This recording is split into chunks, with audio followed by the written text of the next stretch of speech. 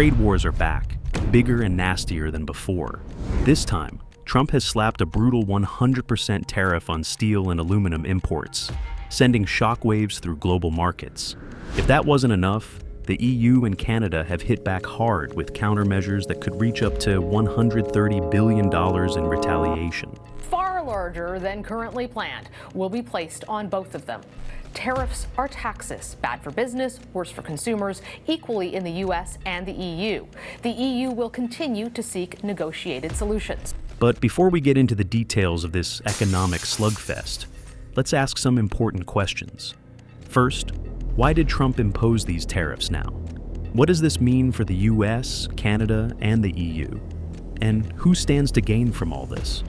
We are responding with countermeasures worth 26 billion euros. Before we can answer these questions, we need to backtrack to how everything started. So in early 2025, just after President Trump was sworn into the White House, the world braced itself for what was to come. His return to power was already a polarizing event, but few could have predicted the firestorm that followed. Everyone expected some level of economic turbulence, but no one anticipated just how far he was willing to go to reshape global trade. Trump wasted no time in turning up the heat. Within weeks of taking office, he launched a series of aggressive trade measures that sent shockwaves through the global economy. Markets trembled, foreign leaders scrambled, and corporate executives were left wondering how to navigate the new economic battlefield. One of the biggest shocks came on February 26th, 2025, the day Trump threw the first real punch in his trade war with Europe. Standing at the podium in the White House press briefing room, Trump, in his signature blunt style, delivered a bombshell. The European Union was formed to screw the United States. Then, he made his move. Effective immediately, he was slapping a 25% tariff on EU imports. The message was unmistakable. The days of unfair trade deals were over, and the US was done playing nice. Trump framed the decision as a long overdue reckoning.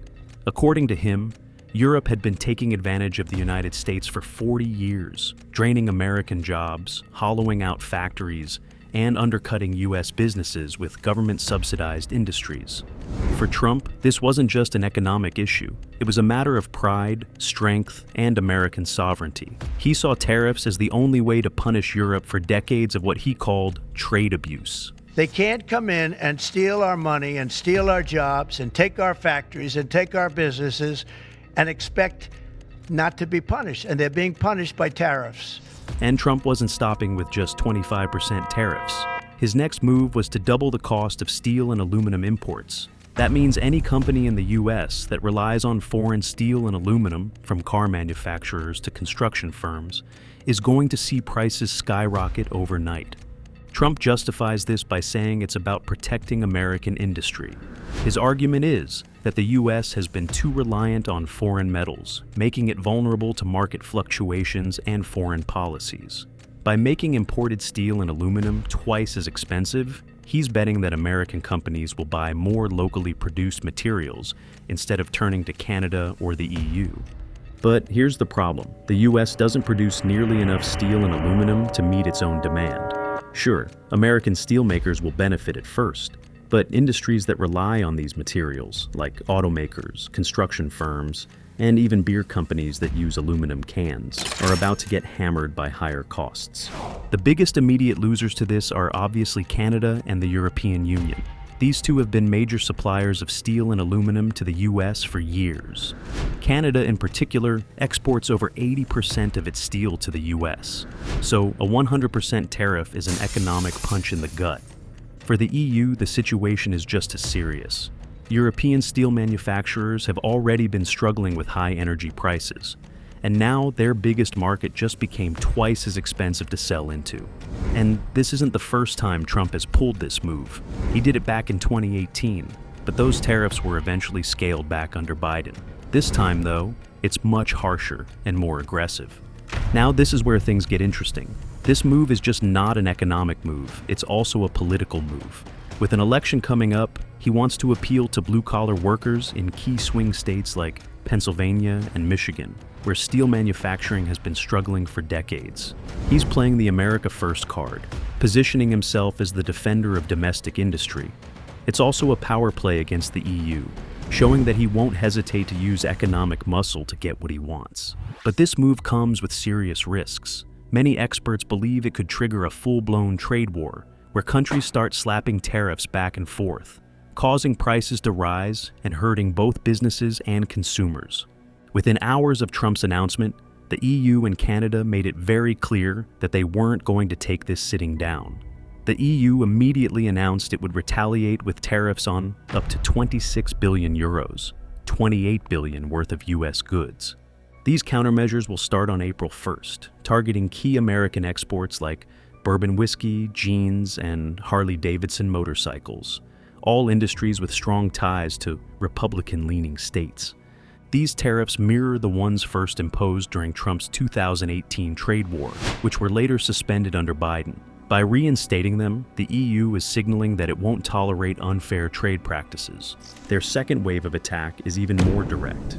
They are targeting an additional 18 billion euros worth of US exports, including steel and aluminum products. This is a direct response to Trump's move. Agricultural goods like poultry, beef, seafood, and nuts, and also soybeans, which are largely produced in Republican-led states like Iowa and Louisiana. A senior EU official made their intentions clear: we try to hit where it hurts. The strategy is to politically pressure Trump's allies and force American businesses to push back against his tariffs. The EU is also considering additional measures, including tariffs on digital services and intellectual property rights, a move that could seriously hurt big tech companies like Apple, Google, and Microsoft. France's European Affairs Minister, Benjamin Haddad, hinted that the EU could escalate further if necessary. Unlike the EU, which has a broader economic approach, Canada's retaliation is more focused and direct. As the US's largest supplier of steel and aluminum, Canada is uniquely positioned to disrupt American supply chains. Here's how Canada is fighting back. First, they are placing tariffs on the US steel and aluminum. Canada is expected to impose tariffs on American-made steel and aluminum products, making it more expensive for US companies to buy back finished goods made with American metals. This could have a ripple effect, leading to higher costs for US automakers, delays in construction projects, and increased expenses for manufacturers. They are also targeting the US electricity imports. One of Canada's most powerful weapons in this trade war is its energy exports. Many US states, including Minnesota, Michigan, and New York, rely on Canadian electricity. At first, Canada threatened to raise electricity prices by 25% for US states, which could have crippled local economies. However, Trump backed off on his threats to double tariffs on Canadian metals after Ontario Premier Doug Ford suspended the electricity price hike. This shows that Canada is willing to use energy leverage if necessary, and the US is clearly aware of the potential consequences. In addition to steel and aluminum, Canada is looking at dairy products, hitting American farmers, machinery and auto parts, hurting US manufacturers, consumer goods like food and household items, raising prices for American consumers. While Canada's retaliation isn't as massive as the EU's, it's more strategically focused, targeting industries that are deeply intertwined with the US economy. Both the EU and Canada aren't just retaliating for the sake of it, they're sending a direct message to US businesses and voters. By targeting key American industries, they're forcing companies and lobbyists to pressure Trump to reverse the tariffs. By hitting Republican-led states the hardest, they're creating political backlash. And by keeping the door open for further escalation, they're making it clear that this trade war could get much worse if Trump doesn't negotiate. EU Commission President Ursula von der Leyen summed it up. We will always remain open to negotiation, but tariffs are taxes, and they hurt everyone. While Trump claims to be imposing these tariffs for the good of the people, the reality says otherwise. At first glance, tariffs might seem like a punishment for foreign producers, but it's Americans who pay the price. Tariffs act as a tax on imports, which means US companies have to pay more for foreign goods. And when businesses face higher costs, they don't just absorb them, they pass them on to consumers. That's exactly what's happening now. Prices are rising across the board, hitting American families where it hurts the most. Everyday items, from groceries to electronics to cars, are becoming more expensive. And with inflation already a concern, these tariffs are only making things worse. If you've been planning to upgrade your kitchen appliances or buy a new smartphone, expect to pay more. Many home appliances and tech gadgets rely on imported aluminum and steel, two materials now caught in the middle of this trade war. That means higher prices on essentials like refrigerators, washing machines, and even smartphones. Companies that manufacture these products are already warning of price hikes, and as supply chains adjust, the cost of these items will only continue to climb. Grocery shopping is about to get a lot more painful. Canada and the EU are hitting back with their own tariffs, targeting American agricultural exports. This puts U.S. farmers in a tough spot. They now have to find new buyers or lower their prices to stay competitive. At the same time, tariffs on foreign agricultural imports are making everyday essentials like beef, poultry, seafood, nuts, and dairy more expensive. The result? Rising grocery bills for American families, with food prices already climbing due to inflation. An Ohio farmer actively expressed his anger for the rising cost of things. He says the president's comments about farmers being patriots during a trade war are just a design to make me continue to be quiet. And I'm not going to be quiet. Thinking of buying a new car? You might want to reconsider.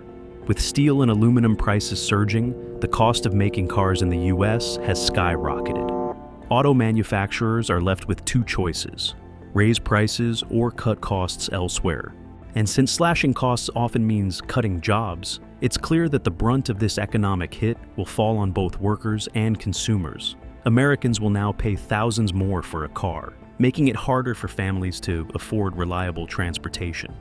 Even your wardrobe isn't safe from the effects of this trade war. The EU has reimposed tariffs on jeans and fashion items, meaning brands like Levi's and Nike could see costs rise. And if you have a taste for European luxury goods, like handbags, wine, or watches, brace yourself for even steeper prices. These products are about to become significantly more expensive, forcing consumers to either pay the higher costs or rethink their spending habits altogether. At the end of the day, tariffs might seem like a way to punish other countries, but in reality, they end up punishing American consumers as well. The rising costs of essential goods are making everyday life more expensive, stretching household budgets even thinner.